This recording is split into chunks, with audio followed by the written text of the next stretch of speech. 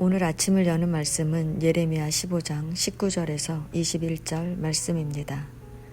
여호와께서 이와 같이 말씀하시되 내가 만일 돌아오면 내가 너를 다시 이끌어 내 앞에 세울 것이며 내가 만일 헛된 것을 버리고 귀한 것을 말한다면 너는 나의 입이 될 것이라. 그들은 내게로 돌아오려니와 너는 그들에게로 돌아가지 말지니라. 내가 너로 이 백성 앞에 견고한 놋 성벽이 되게 하리니 그들이 너를 칠지라도 이기지 못할 것은 내가 너와 함께하여 너를 구하여 건짐이라. 여호와의 말씀이니라. 아멘.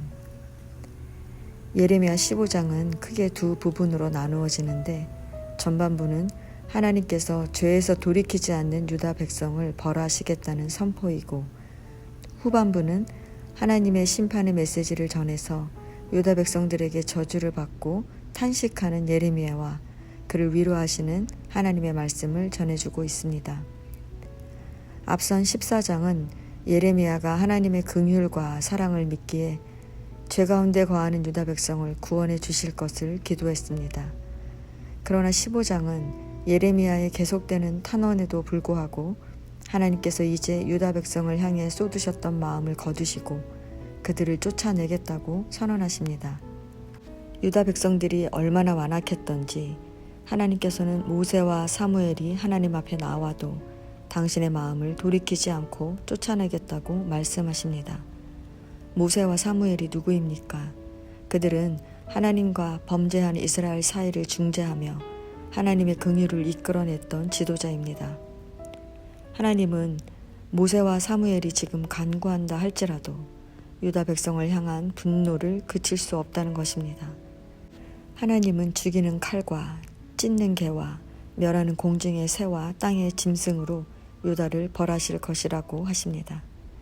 이 말은 유다 백성이 죽임을 당하는 것은 물론 죽음 이후에도 장례를 치러줄 사람이 없어서 그들의 시신을 개와 공중의 새와 땅의 짐승들이 먹어치우는 비참한 종말을 맞이하게 된다는 것입니다. 이것은 인간이 경험할 수 있는 최악의 고통으로 유다 백성들이 죽음으로도 그 죄를 다 해결할 수 없다는 하나님의 선언이었습니다. 유다 백성이 이처럼 극심한 형벌을 당하게 된 결정적인 원인은 하나님을 거역한 므낫세 왕의 죄악과 그의 통치 아래 동일한 길을 걸었던 유다 백성의 죄 때문입니다. 므낫세는 아버지 히스기야의 믿음을 본받지 않고 하나님을 배반하고 바알과 아사라를 섬김은 물론 자기 아들을 제물로 드리기까지 했습니다. 하나님은 예루살렘을 불쌍히 여길 자도 없고 그들을 위해 울 자도 없다고 말씀하십니다. 그들이 하나님을 버리고 떠나갔으니 이제 하나님은 뜻을 돌이키기에 지치셨습니다. 그들에게 남은 것은 심판밖에 없는 것입니다. 하나님이 지치셨다는 것은 하나님께서 뜻을 돌이키신 것이 한두 번이 아니라는 것입니다. 하나님은 수없이 참고 또 참아오셨지만 유다 백성들은 돌이키지 않았다는 것입니다. 이렇게 하나님의 오래 참으심에는 한계가 있습니다.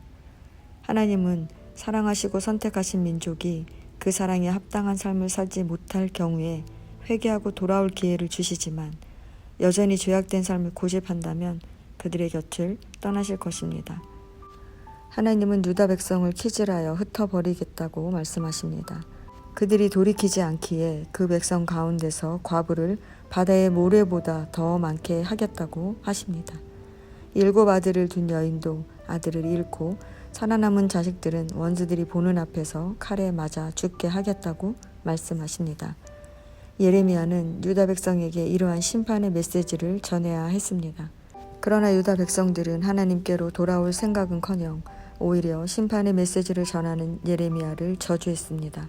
이러한 상황 속에서 예레미야가 경험해야 했던 내적 갈등과 고뇌는 너무도 컸습니다. 예레미야는 왜 어머니가 나를 싸우는 자와 다투는 자를 만날 자로 낳으셨냐고 한탄합니다. 그러나 하나님은 내가 진실로 너를 강하게 할 것이요 너에게 복을 받게 할 것이다. 내 원수가 환난을 당할 때 너를 찾아와서 간청하게 할 것이다 라고 말씀하십니다. 예레미야는 기쁨으로 주의 말씀을 받아 사명을 감당했던 자신을 기억하시고 돌봐달라고 간구합니다. 예레미야는 자신의 즐거움을 따라가지 않고 오직 주의 말씀만 감당했던 자신에게 어찌하여 고통이 그치지 않느냐고 한탄합니다. 주님께서는 흐르다가도 마르고 마르다가도 흐르는 여름철의 시냇물처럼 도무지 믿을 수 없는 분이 되셨다고 한탄합니다. 그러자 하나님은 예레미야에게 돌아오라 말씀하십니다. 하나님은 자신의 한계를 느끼며 절망했던 예레미야에게 하나님 견고한 놋 성벽 같게 하신다고 약속하십니다. 하나님은 악한 백성이 그를 이기지 못하도록 함께 하신다고 약속하십니다. 하나님은 예레미야가 다시 돌아가 선지자로서의 사명을 수행하도록 보호해 주신다고 약속하십니다.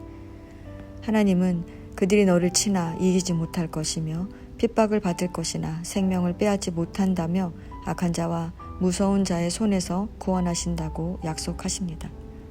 본문을 묵상하며 자신이 왜 태어났느냐고 한탄하는 선지자 예레미야의 고뇌가 얼마나 컸을지 생각해 보게 됩니다. 다 포기하고 도망가고 싶었을 예레미야. 그에게 가장 힘들었던 것은 변화된 유다 백성을 보지 못했기 때문이라고 생각됩니다. 그러나 우리가 기억해야 할 것은 우리는 사명을 감당하기만 하면 된다는 것입니다. 그 열매는 하나님이 정하신 때에 거두게 될 것이니 우리는 열매 없음에 안타까워할 필요가 없습니다. 우리가 할 일은 우리에게 맡겨진 사명의 자리를 떠나지 말고 지켜내야 하는 것입니다. 하나님은 변덕스러운 분이 아니십니다. 우리 눈에 보기에 유다 백성을 버리신 것 같지만 하나님의 심판은 그들을 돌아오게 하시려는 하나님의 사랑이기 때문입니다.